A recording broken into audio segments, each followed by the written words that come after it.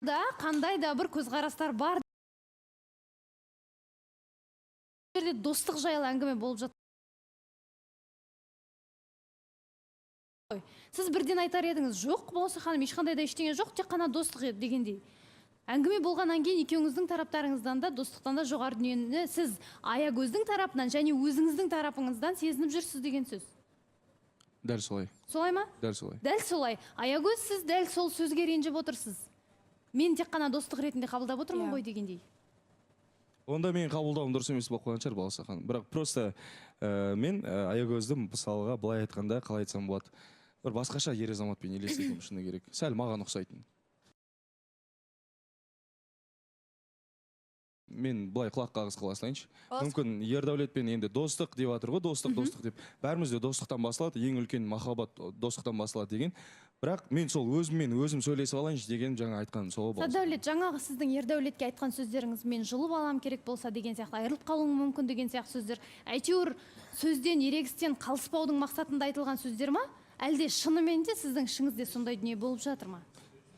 Жоқ, енді просто Ердәулетке былай кішкене ерегіскен түрім ғой енді. Атак мен айтып жатырмын ғой, үшінші болып еш уақытта кірмеймін деп. Бұл енді Ердәулеттің тарапын білмеймін қалай екен. Енді болашақта көрсетеді ғой, кім қалай, кім қандай намерениемен келді. Уақыт көрсетеді ғой Баласа ханым. Уақытқа қалдырайықшы бұл нәрсені. Мен просто қазір Аягөздің маған деген ренжіп қалғанын, маған да бір қатты жай адам болып тұрған жоқ та ол мен үшін.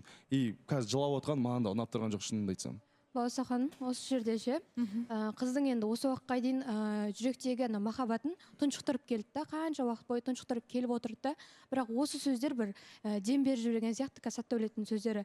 Аягөздің тарапынан дегенде, мен де тарапынан бар деген сияқты қылып ше, бұл жақта қыздың тарапындағы тұншығып тұрған махаббатты шығарып жатқан сияқты осы нәрсемен. Баласа ханым, мен айтып кетсем болады ма, негізі именно осылай бір тым жақсы үміткер ертең күні мысалы айтып жатыр ғой, сенің мысың жоқ, бұндай жігіттерді жақсы көрмейді деген сияқты. Жалпы дос ретінде аралассаң да, кім ретінде аралассаң да, махаббатқа келгенде адам деген қойған талаптарының бәрінен аттап кете береді. Ертең күні екеуі бір-бірін қатты жақсы көріп кетуі де мүмкін.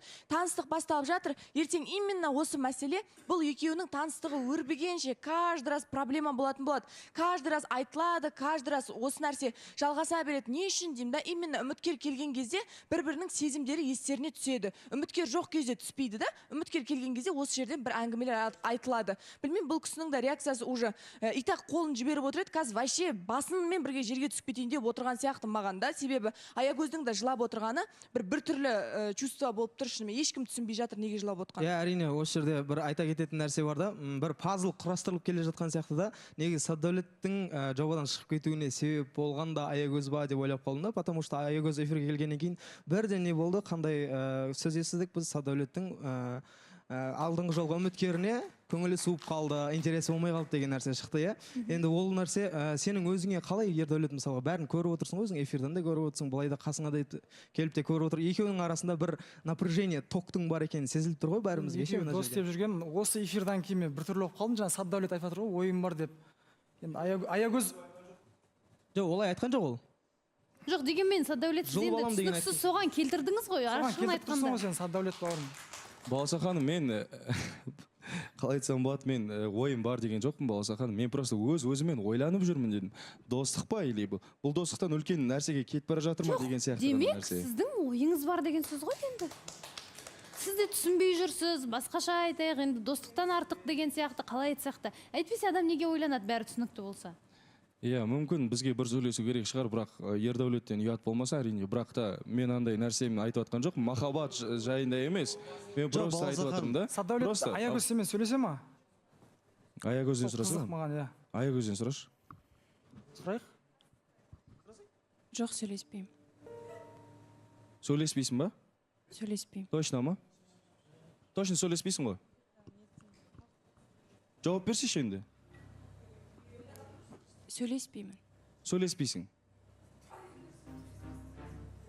Жоқ, сөйлеспейсің менімен. Аягөз Сәттәулетпен сөйлеспеймін деп тұр саған бауырым, сөйлеспеймін деп. Жоқ, тұра тұршы сен. Сен ақыр өзің сен ортаға кірмеймін дедің да, сен қазір кіріп тұрсың, білесің ба Сәттәулет?